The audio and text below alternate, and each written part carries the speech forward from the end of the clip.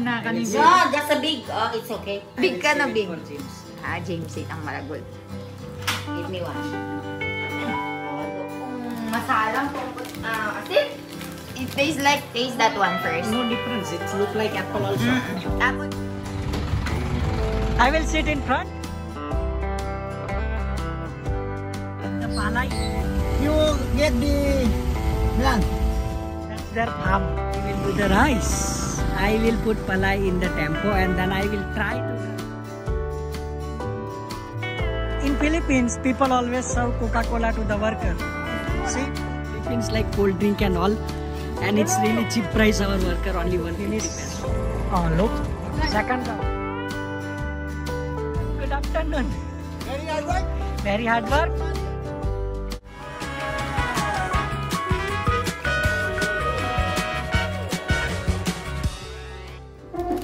Doc Milan is, is eating this one. That no, you like it so much, right? And then my mommy is asking, what is that, Milan? What is Mango that? candy. Mango candy. So we It's will ask my mango. mom, Ma, hi Ma. Hello. It's mango. It will be little bit sour, and then added with masala. It's for pregnant woman. I like that one. I'm 6 months pregnant. Pregnant with lot of fat.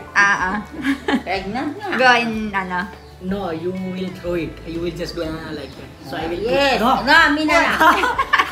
I'm the one. No. I will put Put, it here. No, I'm. Sige na, ika na, pasuko na ka. Me, only one. Just by smelling, Yes, I have lot of I will saliva eat in my them mouth. all. No. It's very tasty. Iya ka naman nga, ipangin. No. You will just do this. Yes, and no. then, no, I... No, you eat everything. No, I eat Let us everything. eat it. Yeah, eat everything. I will Sige. eat everything. Ah, I eat- promise. She will No, eat she will everything. just taste She it. Eat everything. Okay, you get the small one then.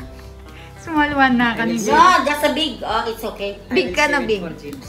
James 8 ang malagol. Give me one. Oh, look.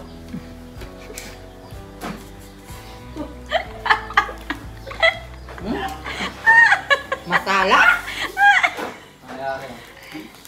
Tasty, right? Mango. You Ay, keep on James. chewing it. James, you try. Nani ma? It's not good. I will eat all. Big ka no big. James, ika ka na. I will put it in your mouth. No, Sige I na. will eat all. I do not throw. Big, no throwing. Why there is there?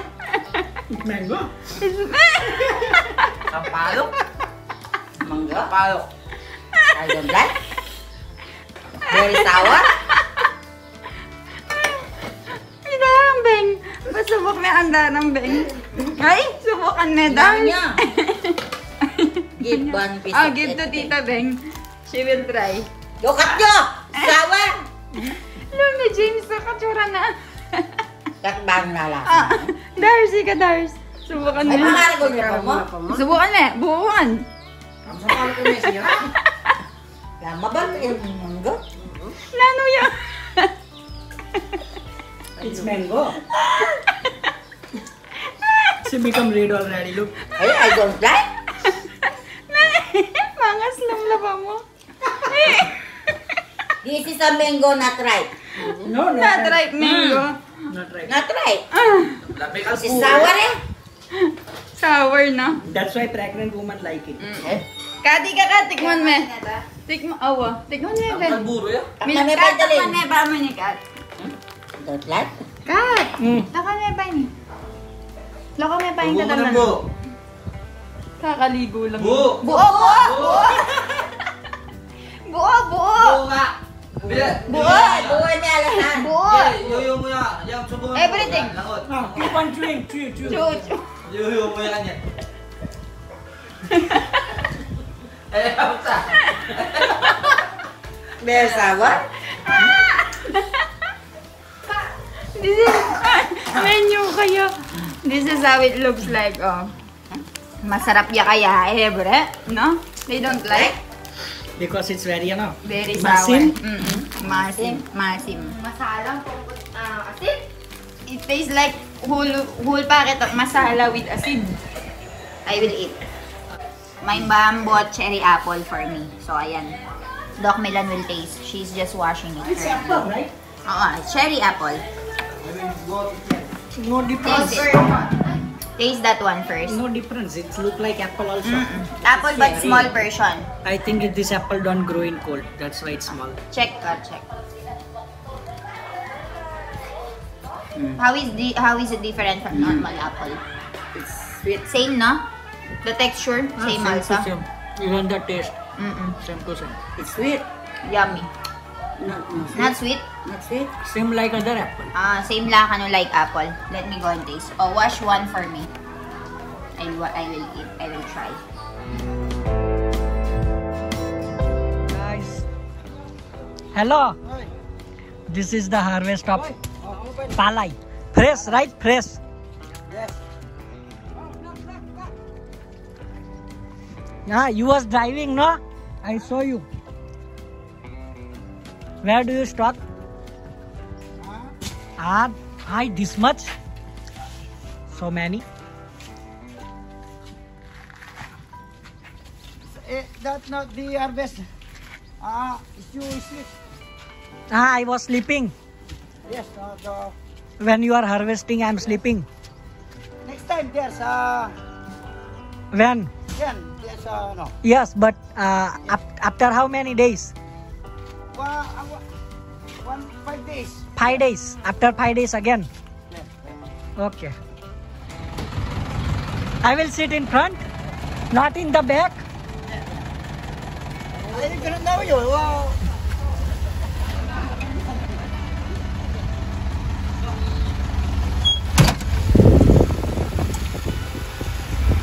Where?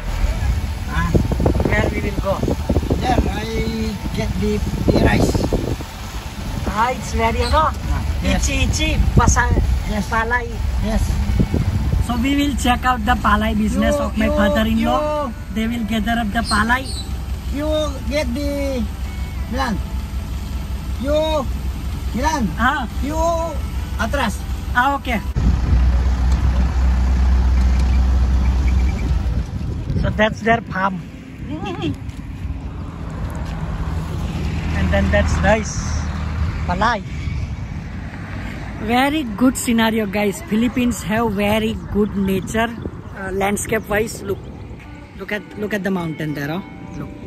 Yan ganda talaga. And then we will do the rice. I will put palai in the tempo, and then I will try to drive that tempo. I think my father-in-law will allow me, since he know my driving. I really want to drive that tempo right now. I will try it. I will write it down the weight here after doing the weight.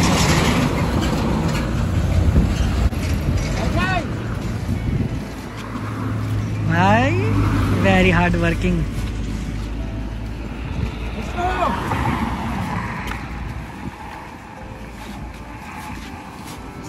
And he is writing. That's my father-in-law. I will drive. No break. No break. It's okay. I will manage.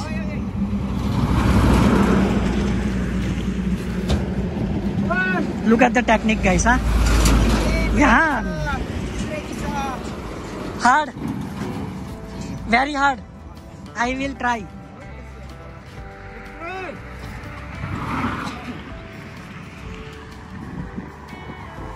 And in Philippines, people always serve Coca-Cola to the worker. See, food and RC Cola. We do food to our worker in Philippines like cold drink and all.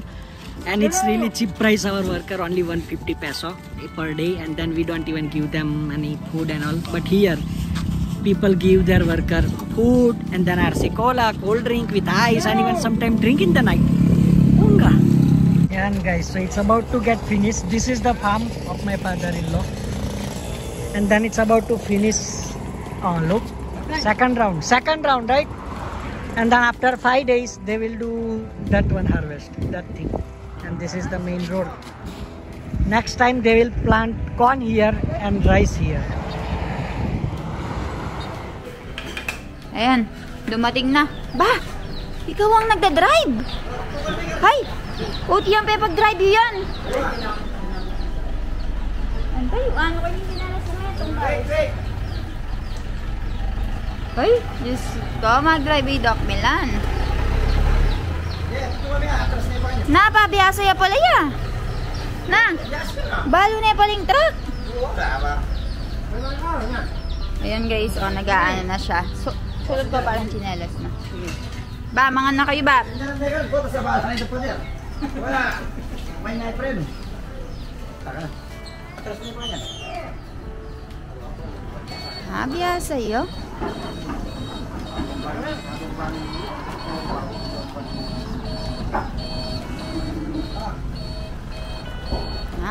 Tingmana sis kayo, oh.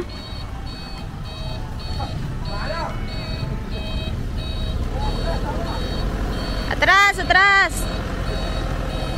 Oh, Tito Nel. Hi, how are you? Oh. Yan si Doc Milano. Pa? Yasaya palo. Yan si Doc Milan mo. Wala kang ano, adjust na siya dito sa Pilipinas. Yasaya?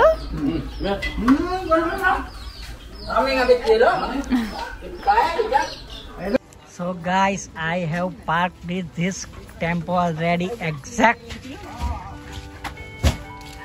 Now they will put it inside. This is their stocks. All their palay stocks.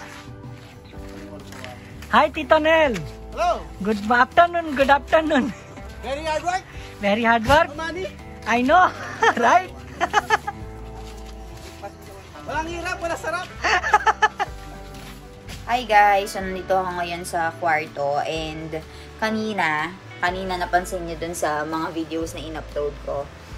Nagpunta si Doc Milan dun sa mga nag-harvest ng palay kasi harvest namin ngayon ng palay and yung father ko kanina pa siya nandun dun sa may palayan. So, hindi kasi kami maagang nagising and nung pagkagising namin, halos patapos na sila. So, ang sabi ni mother ko, i-check na lang daw ni Milan once na nakapagbaba na sila ng palay dito sa bahay. And isama na lang si Milan. So, kanina naglolokohan kami. Bila nga silang dumating and pinasama nga namin si Milan doon and nakita niya nga yung kalakaran ng pagka-harvest. Pero sayang lang, hindi niya nakita nung tinatreasure na and yung parang inaalis na ng mga trabahador. Ang nakita niya na lang is yung pagkikilo at saka yung pag-load sa truck. So, ganun. So, yung kasing business ng family namin dito, lahat ng mga tito ko, kami, nagpapalay. Tapos, ibibilad nila. Pagkatapos ibilad, i-rice mill. Ang tawag doon, ipapakiskis. Pagkatapos, ibebenta sa palengke. So, yun yung talagang negosyo nila. So, lahi kami ng mga ortelano or mga farmers talaga. So, yun yung pangunahing pangkabuhayan namin dito sa Pampanga. Lalo na yung family ko dito. So, nakita nga ni Milan yun. And, kanina natatawa nga ako. Yung father ko kasi hindi siya marunong mag-English talaga. Very minimal lang yung English na alam niya. So, kapag nagkukwentuhan talaga sila ni Milan, natatawa talaga ako. So, kaninang ina-edit ko to, nakita ko nga, di ba? Pinapanood ko sila. Hindi sila magkaintindihan na nakakatawa. Pero, ayun, nakakatuwa naman kasi nagkakasundo sila. And, ayun nga, sinabi ng father ko na for the next season, magtatanim nga lang daw sila ng palay and then tatry nila yung mais. Tapos, meron nga kaming ampalaya dito sa likod. So, yun, tatlo yung tatanim daw nila. Nakita nga ni Milan yung mga trabahador daw. Kasi sa India, alam nyo guys, babayaran mo lang yung mga trabahador mo ng 150 pesos per day. Pero wala kang ibibigay sa kanila na pagkain, soft drinks. So nabigla siya kasi merong dala-dala nga yung father ko ng mga inumin doon, tubig. Tapos merong mga soft drinks na bote-bote, dala-dala niya, and yelo, malamig na yelo. Tapos minsan meron pang merienda talaga na sopas-sopas kapag talagang nagluto yung mother ko. Pero hindi nga nagluto yung mother ko. So, ayun lang, pagkain lang dito sa bahay, lunch. Pero sa India, wala silang, hindi ko lang alam kasi sa father-in-law ko, wala silang sistema na ganun. Yung bayad lang talaga sa kanila yung ibibigay. Tapos yung mga workers, sila na yung bahala mag-provide ng water nila. Sila na yung bahala mag-provide ng merienda and lunch nila. Pero dito sa India, nakita niya na kapag workers, talagang inaalagaan ng mga ng mga nagpapatrabaho sa kanila kasi meron ng painom kapag gabi din, once na tapos na sila magtrabaho, magkakayayaan sila na uminom, tapos magbibigay sila ng merienda, ganon. Parang nagkakasundo talaga yung workers dito at saka yung owner. So, ganon yung sistema. Hindi ko lang alam sa ibang tao dyan pero yung sa family namin ganon. Yung mga workers namin dito, talagang tinatrato sila ng maayos and pinapakain talaga. Busog yung mga workers dito. Hindi nagtitipid sa pagkain. And pinag-drive din si Milan. Nabigla nga ako, guys. Marunong pala mag-drive ng truck si Milan. Marunong siya sa mga sa mga tractors, ganyan.